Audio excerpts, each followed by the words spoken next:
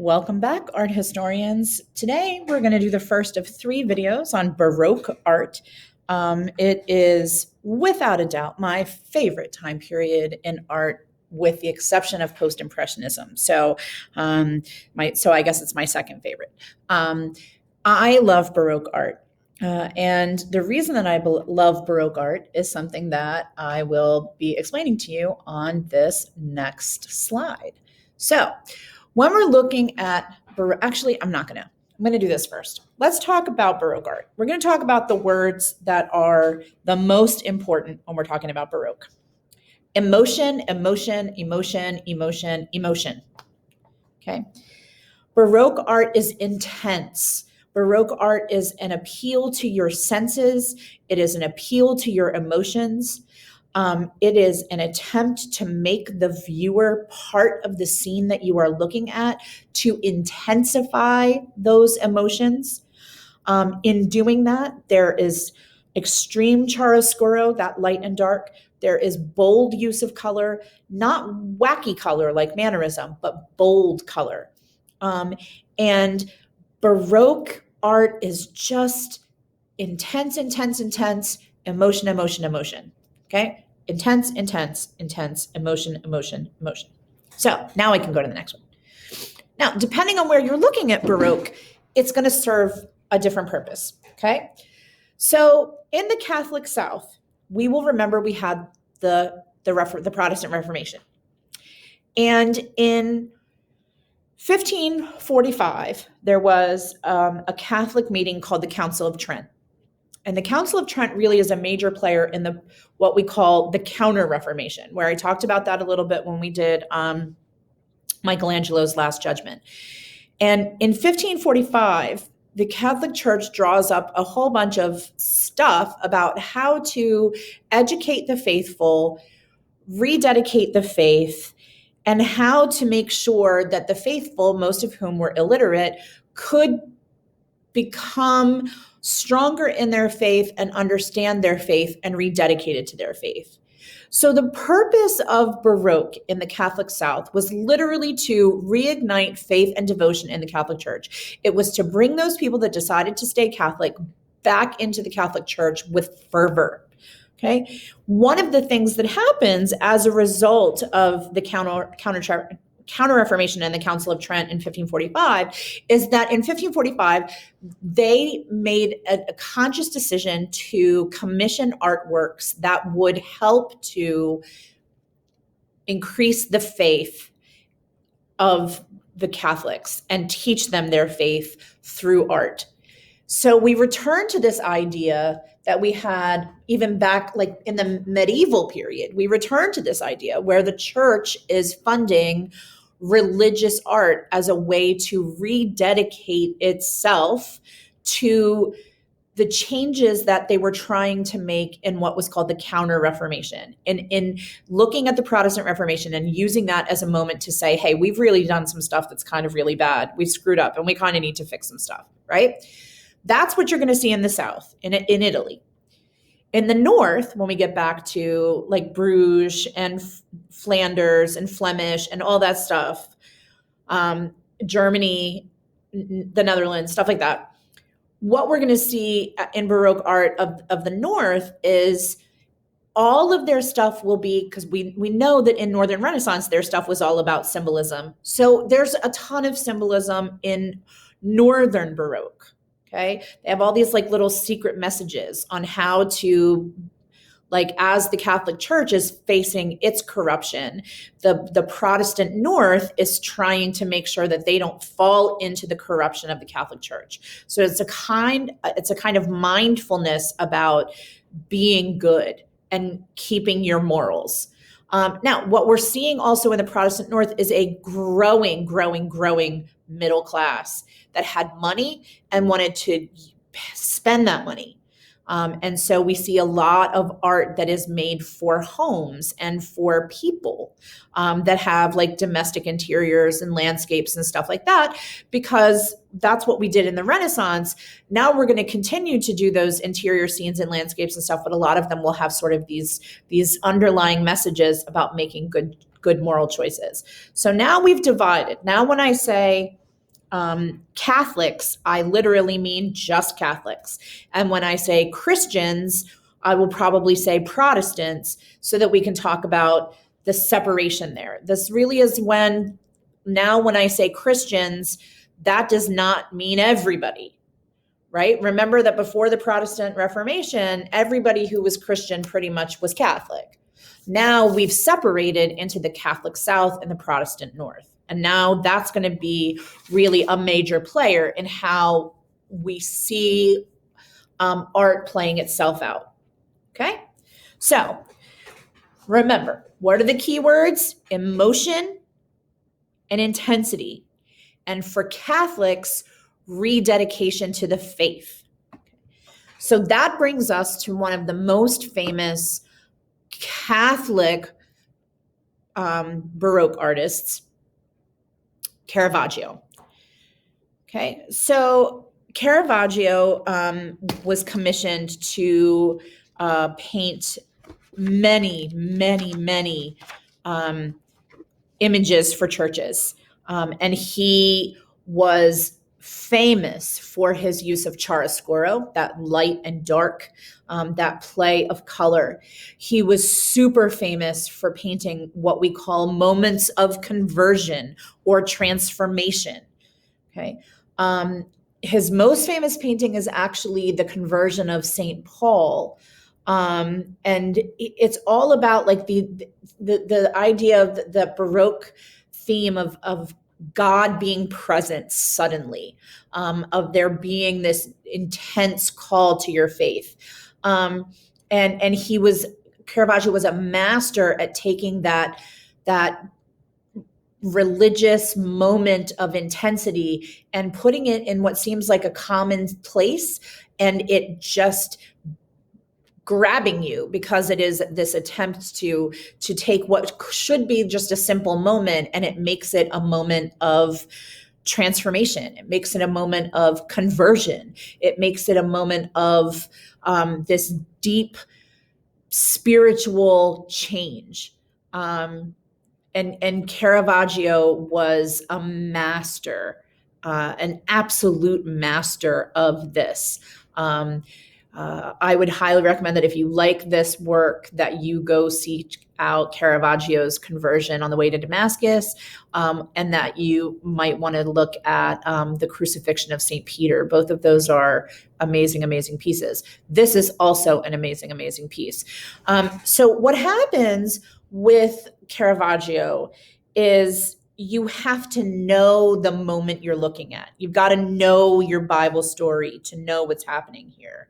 And so this work is at San Luigi dei Francesi in Rome. It is a very small chapel. It has a couple of other paintings about St. Matthew in that chapel. But this is a story where you've got to know what's going on. So at this time, tax collectors are not people's favorite. They are collecting taxes from the Jews and giving it to Rome. Rome is enforcing these horrific taxes. And tax collectors are Jewish people who have decided to side with Rome and collect money from their fellow Jews to give to the Roman government. So tax collectors are not good people.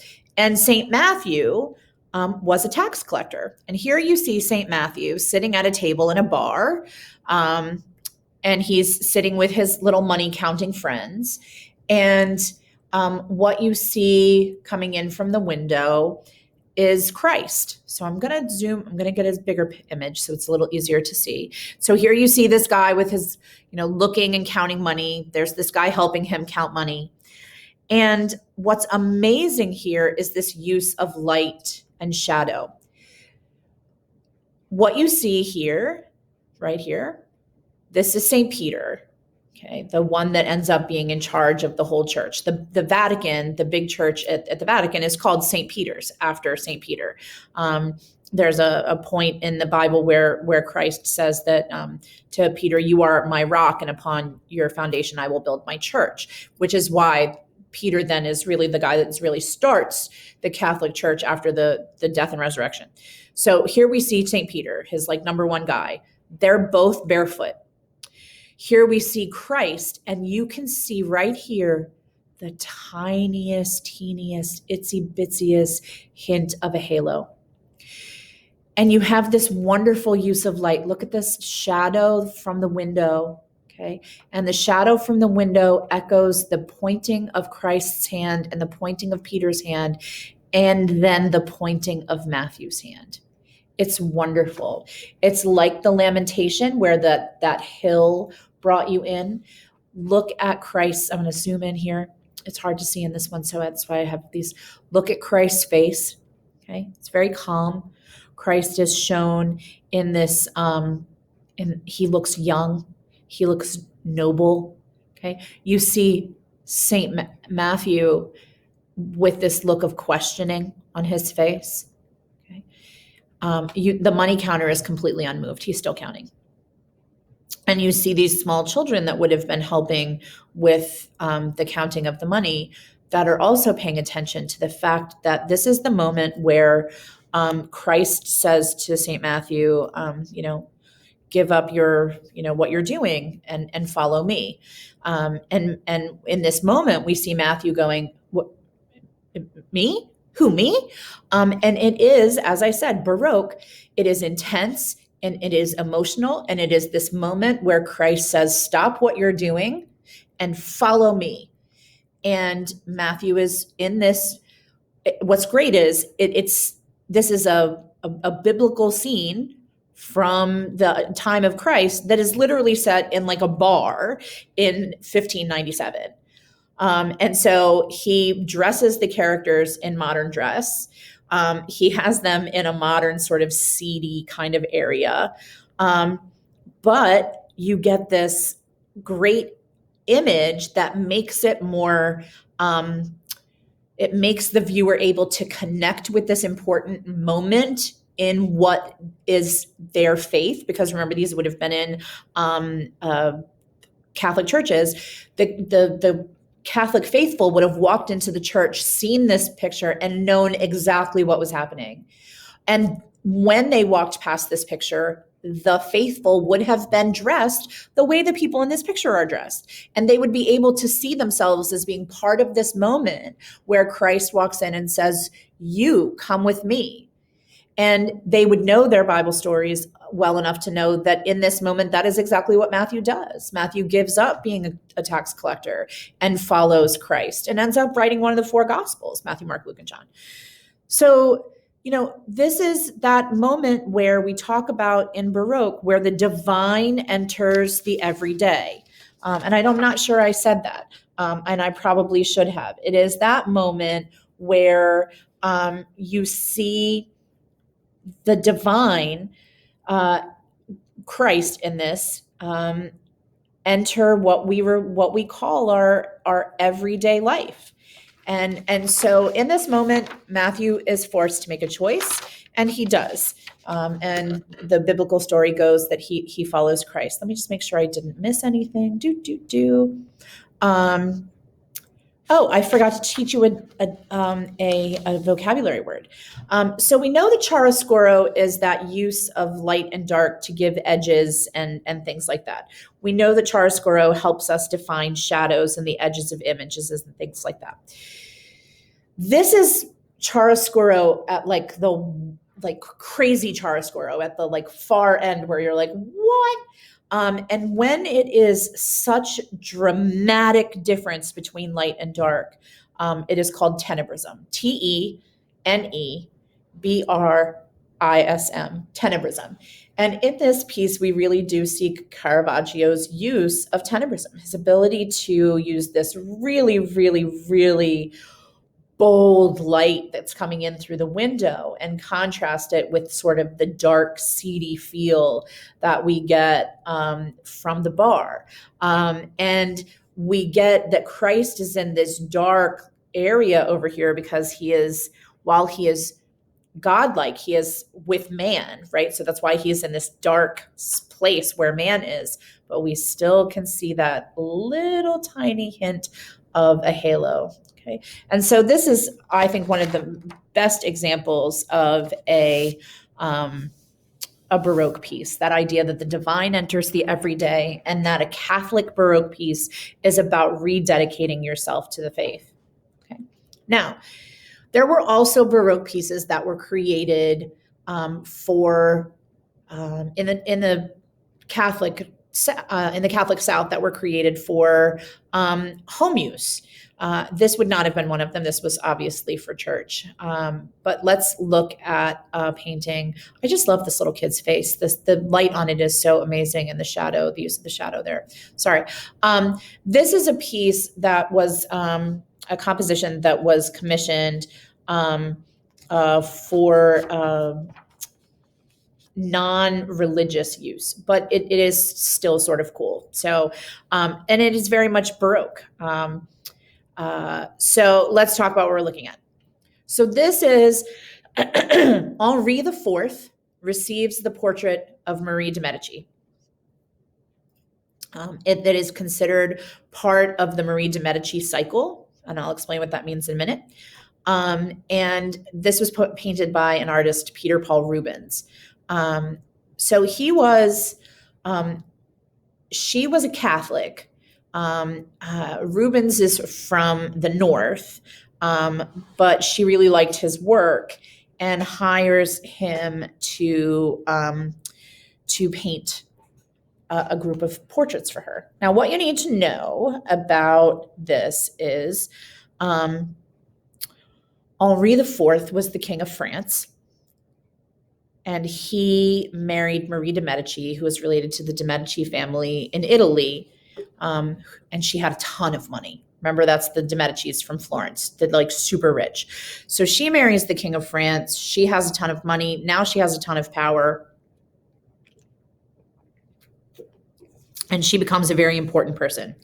Now, what we also have to know is that Henri IV had a mistress, Diane de Poitiers, who was like his most favoritist person. And he loved her way more than he loved Marie de Medici. But he marries Marie de Medici for like the power and making that good alliance between France and the de Medici family. So Henri IV is king, and they don't have a fabulous marriage, because she knows that he has this mistress he's built castles for, and she's definitely his favorite. And so Henri IV participated in lots of games and fun things like that. And he was jousting and got a piece of the jousting stick splintered, and he got a big chunk of a jousting stick splinter in his eye. And it caused massive bleeding and infection, and he died. And their son was not old enough to be king yet. And so for a while, she rules as she sort of rules while their son is growing up. But then, this is why we get into this. But then, when her son is old enough to be king, he is like, dude, I don't need your help.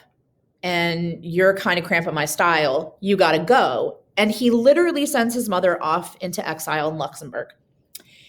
And because he doesn't want her around, but because she's trying so hard to hold on to the power that she had when she was queen and in charge, and because she wants to convince people that she is important, she hires Rubens, who's a famous painter, to paint what is called the Marie de Medici cycle, the stories of her life. And she hires him to paint 24 of them. Look at how big they are.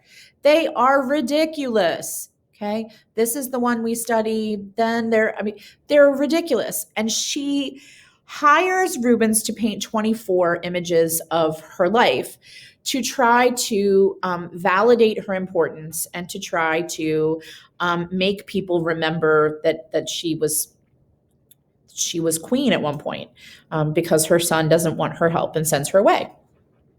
So that's sort of the background story that you have to understand about the Marie de Medici cycle.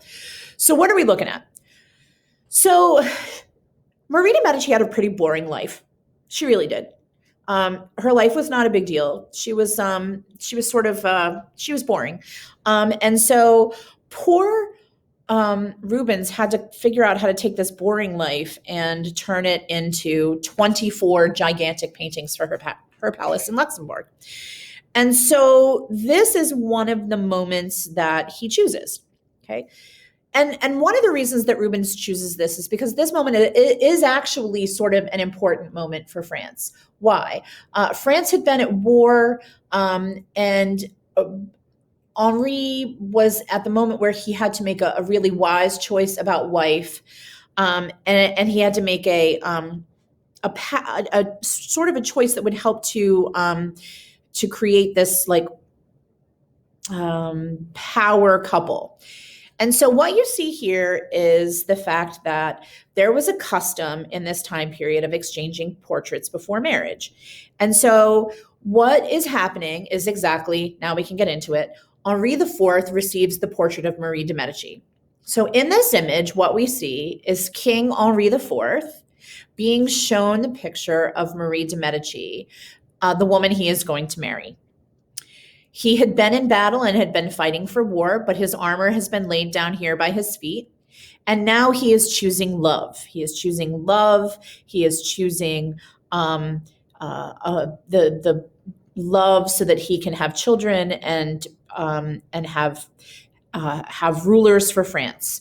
Here you see these little putti, P-U-T-T-I, that's what those little angels are called. The little putti are down here holding onto his armor.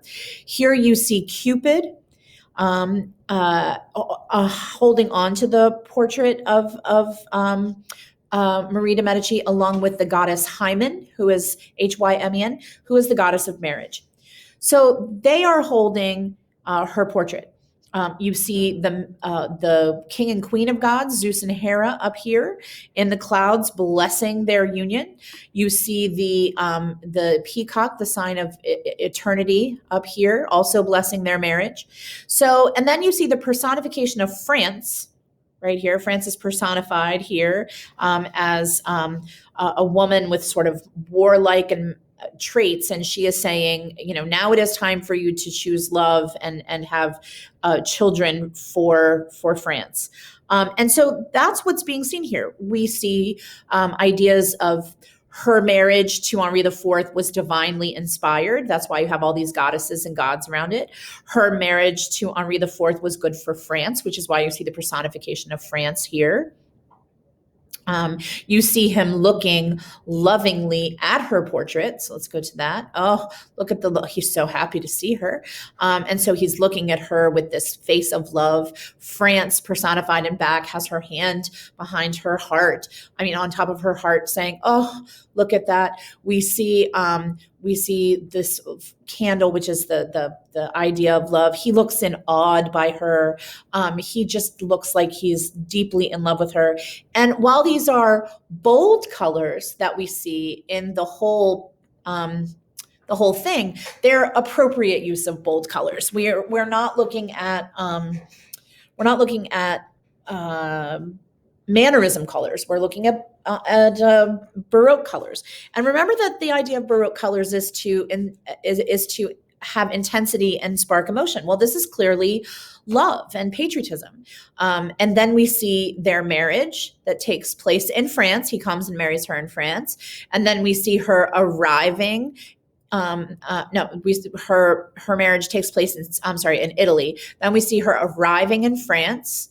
Okay, so we see all these beautiful moments of her life. Each one tells a little story, and so we do have those Baroque details, even though this is a non-religious painting. It is the idea of this use of light and dark. It is the idea of being an appeal to your senses and to your emotions. We do have that idea where the viewer is part of the scene that is taking place. It is very intense. And in this one, we definitely see the divine the moment of the divine there, where the gods have come in and said to Henri, this is what you need to do. We have little angels and Zeus and Hera. I mean, and it's a beautiful scene. Okay, so this is, this is how Marie de Medici makes herself feel better when she is, in exile in Luxembourg. So our last video today is the self-portrait with Saskia, and this is Dutch Baroque. Okay, so this is Protestant Dutch Baroque, and so this is one of those times that I desperately disagree with the College Board on the image that they chose. These are some other images of Rembrandt, and this is a Rembrandt self-portrait when he is much older. This is a young Rembrandt self-portrait, also with Saskia. This is another Rembrandt self-portrait. And so it just shocks me that when something like this is available, that they chose to give us this. But I think it is because they want us to discuss etching. And we've talked a little bit about etching. Etching is a printmaking process where, and I didn't talk about it in great detail before because I can only give you so many details at once. And so now is when I'm going to talk to you about etching. Etching is a printmaking process in which a metal plate, usually copper, is covered with wax. And then the artist uses a tool to cut into the wax and leave the metal plate exposed. Okay. Then that metal plate is submerged into an acid bath that eats away at the parts of the metal that are exposed because the wax has been cut away. Then the plate is taken out of the acid bath and cleaned, and then ink is pushed into the little channels that are caused by the acid bath. And then the paper is put on top and pushed, and then the paper comes up and you have your image. Now, the interesting part about this kind of etching with the acid bath is if you don't leave it in long enough, in the acid long enough, the channels are not deep enough and you won't get the right image. But you won't know that till you print it and realize that you don't have enough, the channels didn't eat away enough. If you leave it in too long, the whole image will be destroyed. It's a very complex process. Oh, and it's all done in reverse. So particularly where he signed his name there at the top, Rembrandt, 1636, everything he does in reverse. And I think maybe that's why they included this. Rembrandt is considered the master of etching. Done. Dürer is also considered one of the masters, but Rembrandt is really just like, holy moly. He did over 300 different etchings, and he was the first one to really establish etchings as an art form. And that's a big deal. He experimented with a lot of mediums, though. He did etchings, and he did woodblocks, and he did paintings, and he did everything. He loved to do self-portraits because it allowed him to try different lighting and different clothing and things like that. He also would involve Saskia in his work, and they would dress in costumes, and he would be able to paint clothing from different time periods. It was like they were play acting. And so this is Saskia. Why does she look like that, Miss Herman? It's an etching. It was kind of a fast etching. She looks like 100 years old here. This is Saskia. She was the love of his life. She was his subject many times. It was like she was his muse. He really absolutely adored her. So let's go back to this image. What's cool about this image is this is the first time we ever see Rembrandt depict himself as an artist at work. Okay. It becomes an image that we will see over and over again, but this is the first time we see Rembrandt really establishing himself as, oh, look, I'm an artist and here's me doing my artsy thing. What's cool is we see him holding an artist's crayon, like pencil there. We see him sketching himself. So what we assume is he's looking in a mirror, and we are involved in this because he appears to be looking at us, and he's looking at a mirror and sketching himself. So that's what we're seeing, because he would sketch himself and then he would use that sketch and then cut that image from the sketch into the wax. Now, what's interesting about this also is this is the only etching of them together. All of his other images of Rembrandt and his wife Saskia together are all paintings. It's the only etching of the two of them together. And like I said, he painted etched over 75 separate self-portraits because he enjoyed playing with the light and the line and stuff like that. He was only 30 when he did this. They had just gotten married. It's early in his career. It is early in their marriage. He uses very deep cuts in the etching to give very dark lines to make us look closer. It's clear with the dark etching here that he is much closer than she is. It gives us that atmospheric perspective. But what's also apparent here when I talk about emotion is the involvement of the viewer is he is looking at us, and in that emotion we are drawn into what he is doing. And remember that this is the North, so this is about genre scenes and interior scenes, and this is a scene from his life. He is an artist, and he is showing us his life in his home with his wife. Here I love this image of the two of them. They're just being silly. He's got a big glass of beer and he's got her on his lap, and it's just awesome. And so he is very talented. This piece is actually at the National Gallery of Art, and this is when I usually talk about our field trip, but we're virtual, so we're not doing that.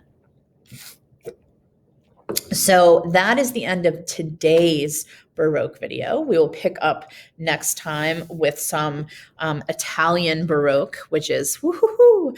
But that's it for today's Baroque. We did Rembrandt, we did Rubens, and we did my guy Caravaggio. We'll pick up with the rest of Baroque or some more of Baroque when I see you next time. Bye, guys.